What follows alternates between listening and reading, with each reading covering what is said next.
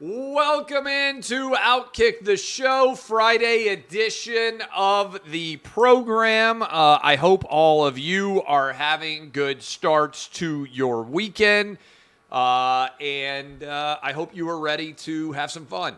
We got a lot to talk about, some serious, some not so serious, but I want to thank you all for your support of Outkick. Numbers continue to skyrocket.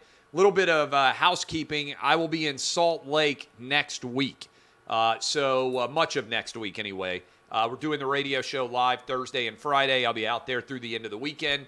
We are number one with the Clay and Buck Show in Salt Lake City. So if you happen to be in Utah and think to yourself, who is that dashingly handsome man walking around in the streets of Salt Lake City? Might be me. Could be Buck, too, but it might be me. But anyway, we're going to be out there. So that's a little bit of housekeeping. I'm also speaking down in Atlanta the week after next. And I believe the math is such that basically I'm on the road because of the college football Big Noon Kickoff Show effectively part of every weekend all the way up to almost Christmas. So about to get even busier than we have been before. But I want to start with some breaking news.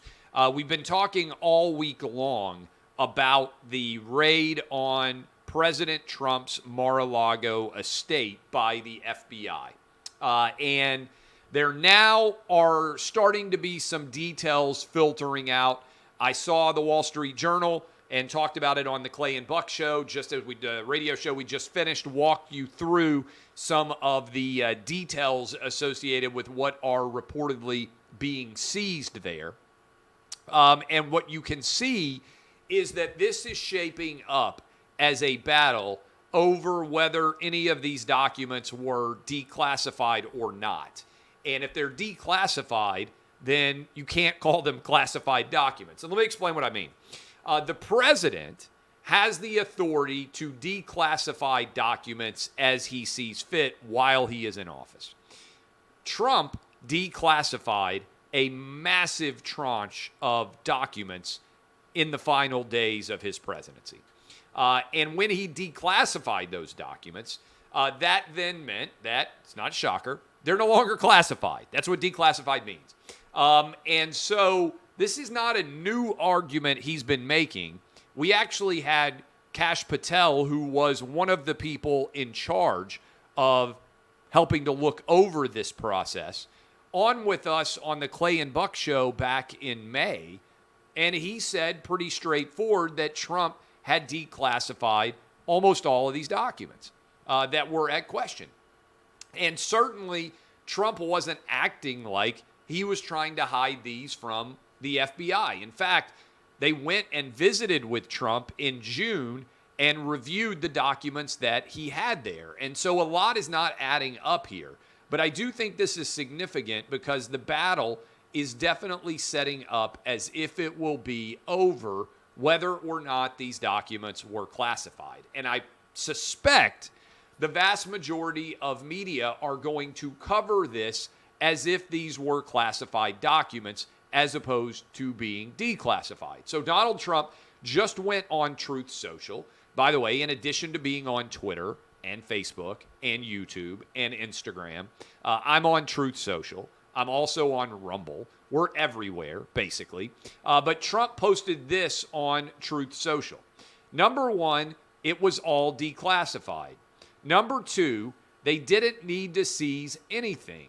They could have had it anytime they wanted without playing politics and breaking into Mar-a-Lago. It was in secured storage with an additional lock put on as per their request. They could have had it anytime they wanted, and that includes long ago. All they had to do was ask. The bigger problem is, what are they going to do with the 33 million pages of documents, many of which are classified, that President Obama took to Chicago? And so, look, what I think is setting up here quite clearly is a battle over whether or not these documents were classified. And before I get there, I want to dive into this issue. Most crimes require two parts. Most crimes in the United States. An actus rea, that is an act, and a mens rea, that is an intent. Okay? So if you're out there and you're wondering, hey, was a crime committed or not, it requires an act and an intent to commit a crime. Now, there's some small measure of exceptions for strict liability offenses. A strict liability offense means it's a crime if you did it no matter what. I'll give you an example of a strict liability crime. Age of consent. You could be at the bar, dancing your way around, you're having an amazing time, you're 25 years old, hot girl comes up to you in the bar, says, hey, you want to dance, you make out with her, you hook up with her, turns out she was 16 years old. Record scratch moment. And you could say, wait a minute, she was in a bar, she had a beer, she had a fake ID. In many jurisdictions, if you are over the age of consent, you're an adult, and you consent with someone under the age of consent, that is a strict liability crime. And so the fact that you saw her in a bar with a beer and you thought that she was of age, certainly thought that she was at least 18 or over, in many jurisdictions, that is a strict liability offense and you could be charged with a crime. Okay? That's an example of strict liability. You might have done the act, but your intent to do the act was not there. The intent doesn't matter. I'm not an expert in presidential documents, and anyone who claims to be an expert who is a lawyer probably isn't, because there aren't that many presidential document experts. But I think Trump is going to have, in the event that there's ever any criminal charges discussed here, I think Trump is going to have an argument that he didn't intend to actually create a crime here because he had declassified everything. And that ties in with this defense, which is going to be, there's no crime here because I declassified all of these documents in the first place. Also, let's think here for a moment. We've gone from Donald Trump led the insurrection, Donald Trump colluded with Russia, Donald Trump is the greatest threat to democracy ever, to Donald Trump took some documents down to Mar-a-Lago which were padlocked inside of that place, and that is the crime we're going to get him for. I'm not even sure they're going to bring any charges here. And again, Merrick Garland cannot be in charge of this investigation. He has to recuse himself. But we are now to the position where everybody watching January 6th is like, this guy needs to be charged with insurrection. This is sedition. This is, oh, he took some documents that he claims he declassified, which were actually classified. That's where we are. That's where we have descended to now. And I just want to remind you that left-wingers out there bought into Robert Mueller's going to end the Trump presidency. They bought into impeachment 1, impeachment 2, the January 6th hearings.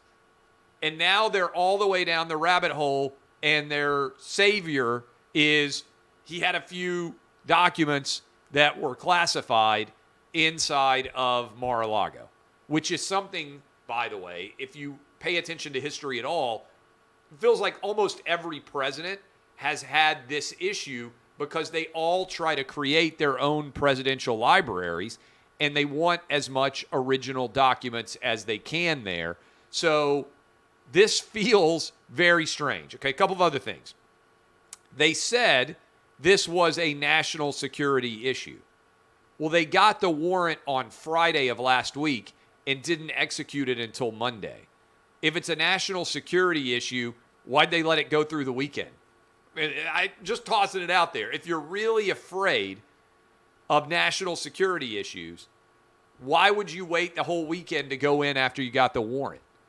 And again, I circle back to what suggestion is there that they couldn't have got these documents without needing to raid with 20 different FBI agents in order to get them back. Trump himself came down and met with the agents when they came to Mar-a-Lago before. what suggestion is there that a major crime is going on here? Frankly, this feels incredibly desperate, and I think is further evidence of what's going to happen, in my humble opinion, the humblest man I know, is this is going to be like Charlie Brown and Lucy all over again. Blue checks are so excited. They're running full speed. Oh, they've got him. He's done for. There's no hope. And then, right as they think they're about to kick the football, Lucy pulls the football back. Charlie Brown swings and misses, and they're all laying there on the ground, staring at the ceiling, wondering what in the world happened that ended up to keep them from being able to get their great white whale, Donald Trump, guilty of something. So pay attention to this, but that is where I think we are headed. We are going to see a battle over whether or not this is permissible as it pertains to classified versus declassified, and you're already seeing the leaks coming out, what exactly they might have been searching for, and they said it was nuclear codes or whatever, nuclear documents. What, is Trump going to build a nuclear bomb at Mar-a-Lago? Are we unclear what's necessary in order to build a nuclear bomb? Do we really think that Trump was running around with the nuclear codes for the last 18 months and they didn't go get them? Either they had no idea that there were nuclear documents missing, which seems like a big deal. Maybe they should. Or they knew they were missing and waited 18 months to go get them, which also seems like a mess. Now, Trump has weighed in. Nuclear weapons issue is a hoax, just like Russia. Russia was a hoax. 2 impeachments were a hoax. The Mueller investigation was a hoax, and much more.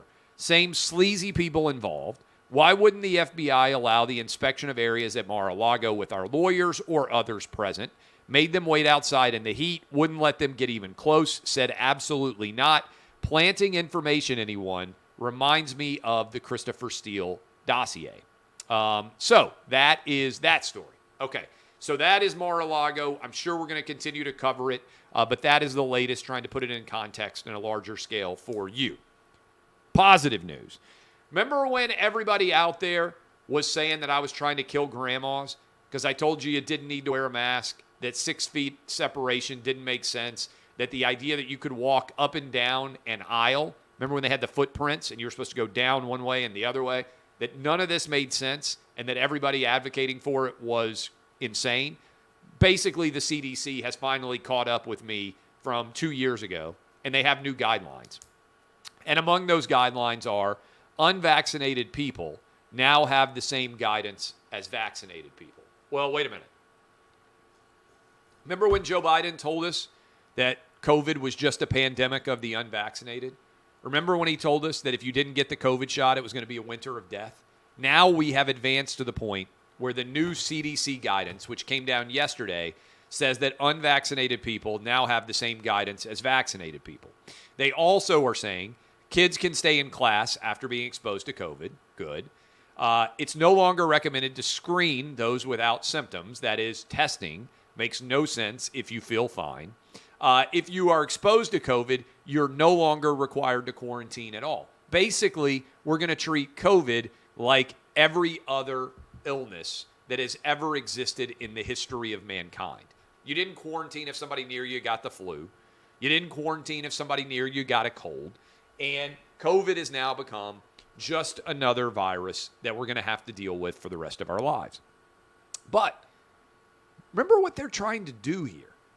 They're trying to pretend they didn't put up crime scene tape around children's playgrounds, that they didn't arrest random paddleboarders out in the ocean, that they didn't fill in skate parks and take rims off basketball hoops, that they didn't shut down parks and tell everybody that they had to go inside. They wouldn't allow you to go and sit outside on the beach.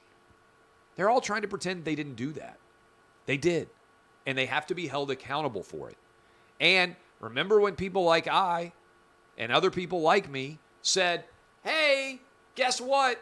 None of these COVID restrictions make sense. They actually came after us aggressively on social media and tried to shut down our ability to share those opinions, which ties in with what's going on with Alex Berenson right now. You guys may remember Alex Berenson from COVID. You may remember him from being on my radio shows a lot. We discussed everything COVID in substantial detail.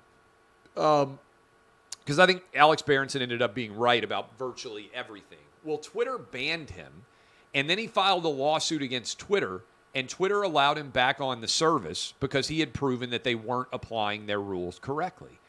Well, this morning, he put up what I thought was a pretty big blockbuster, which is proof that the Biden White House conspired with Twitter to try to get him banned. That is, the Biden White House COVID advisors were unhappy with the data that Alex Berenson was sharing, and so they demanded that Twitter ban Alex Berenson.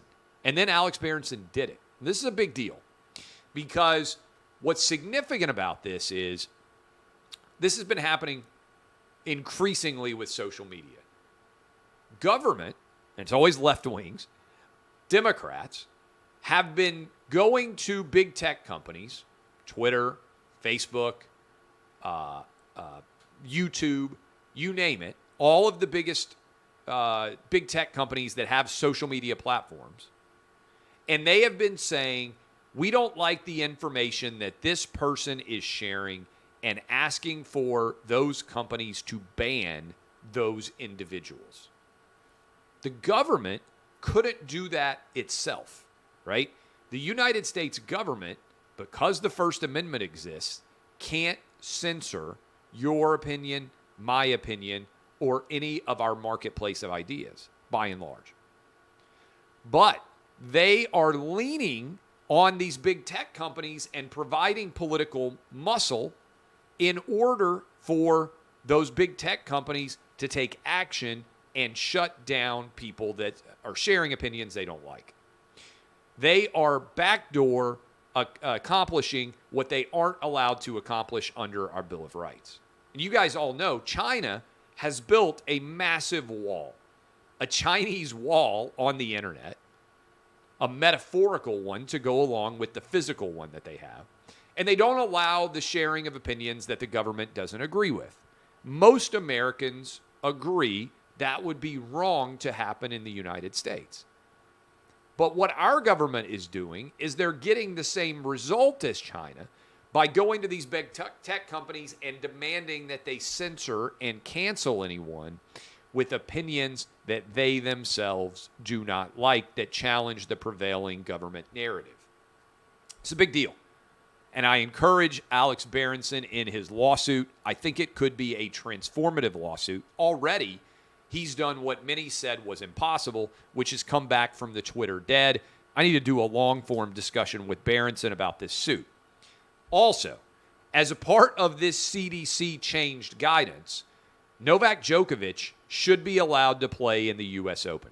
The United States is still enforcing an archaic and stupid and anti-science rule that if you come into the United States as a foreign national, you have to have had the COVID shot. That's if you fly in. Now, if you walk across the southern border illegally, whether or not you got the COVID shot doesn't matter. So one funny idea is Novak Djokovic should get his backpack, put a couple of tennis rackets in, fly to Mexico, and then go to the United States border and just walk across and say that he's here to play in the U.S. Open, and he wouldn't violate the law because we're basically letting everybody in across the southern border. But we got to do away with this restriction.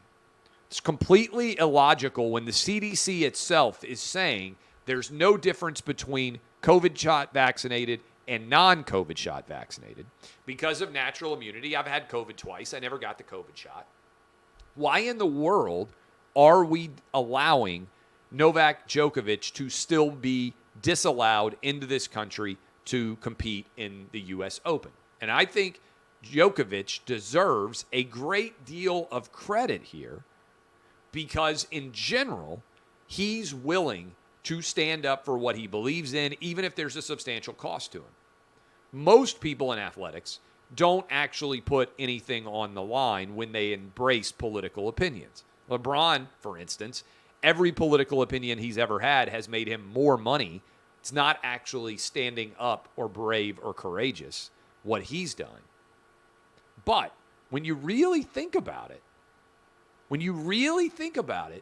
Djokovic is trying to set an all-time record for tennis major wins.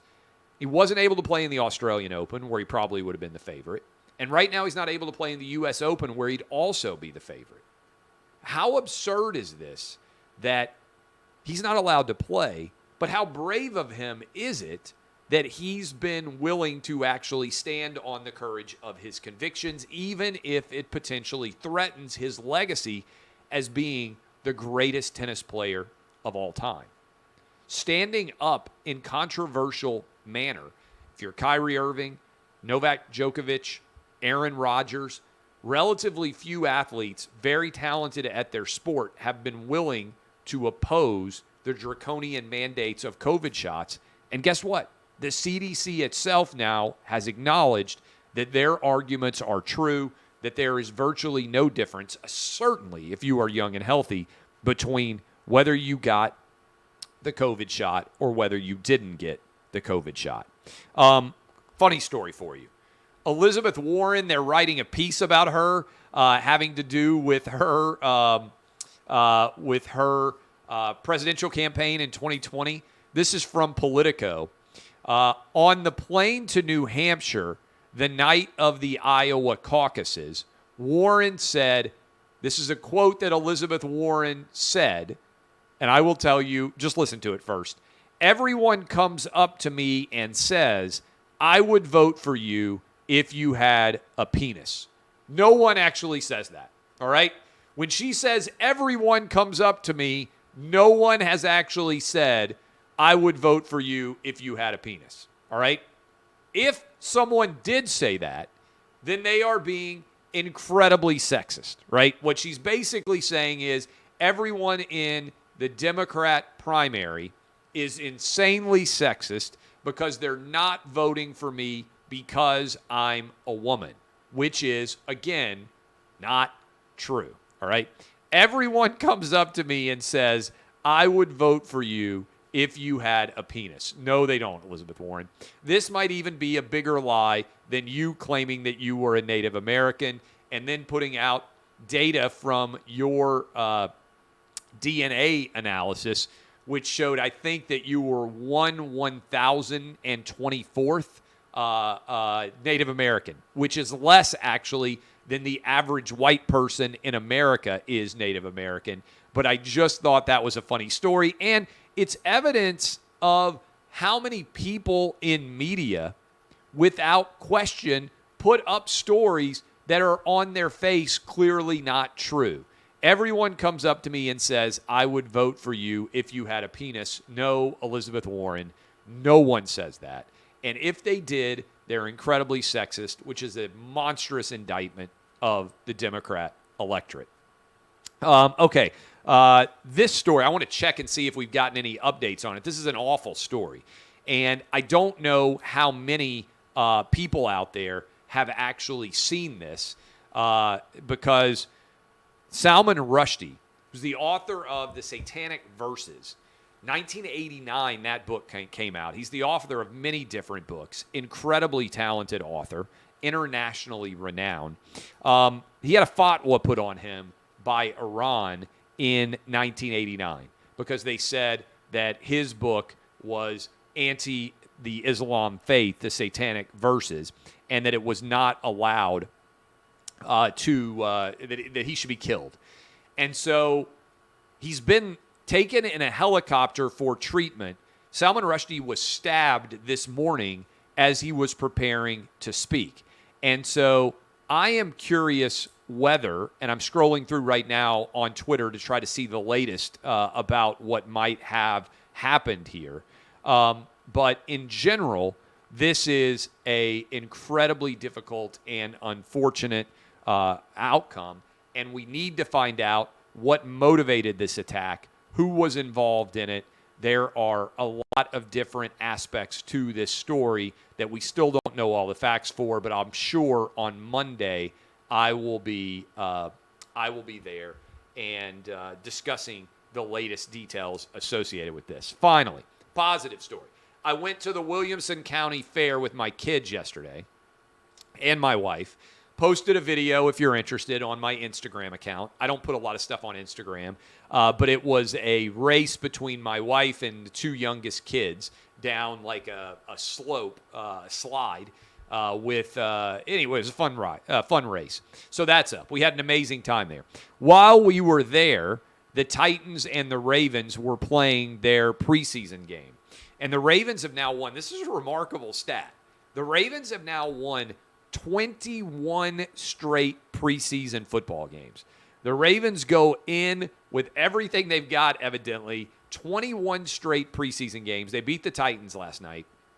Malik Willis, new quarterback for the Titans, third-round draft pick out of Liberty. A lot of flashes of potential excitement coming from Malik Willis, who I think is going to be Ryan Tannehill's backup this year. And you guys all know that I'm done with Tannehill. I'm not convinced that he's ever going to have any measure of substantial success with the Titans, that he's on a substantial decline. But Malik Willis at least gave a couple of flashes. Now, he wasn't great. Mike Vrabel reportedly pulled him out of the game because he didn't throw the ball when he wanted him to. But Malik Willis, some early flashes, very athletic, huge arm, reminds me a little bit of a young Steve McNair. But remember, Steve McNair didn't play for the first couple of years that he was in the NFL. He sat behind Chris Chandler, if I remember correctly. And I loved watching Steve McNair play quarterback as a Titans fan 20 years ago when he was coming into his best performance years. And a little bit of a flash of Steve McNair in at least one play that Malik Willis made where everybody had him dead to rights. He escaped the pocket, rolled out, and scored on a scrambling touchdown. Can he be anywhere near as tough as Steve McNair? That would be amazing. But can he put together that combination of playmaking ability with the legs and also cannon of an arm and become anything like Steve McNair? Fingers crossed that could end up happening as a Titans fan. A little bit of flash of Steve McNair level dominance that we saw in that first preseason game. I understand preseason football, it's hard to get a lot of a judge from it, but you could see his athleticism and you could see his big arm in the NFL. And I am cautiously optimistic that he is going to be a Steve McNair-like player, in the years ahead. Remember, McNair won the MVP and came awfully close to winning the Super Bowl as well. All right, love all of you. Hope you have fantastic weekends. I'll be back with you on Monday. You can go listen to Clay and Buck. It was great with Julie Kelly and with Dr. Oz. I'll tweet out the link. You can also follow me all over the place. If there is a social media site, I believe I am now on it. Just type in my name, and you can find me there. As always, have fantastic weekends. DBAP, unless you need to SBAP.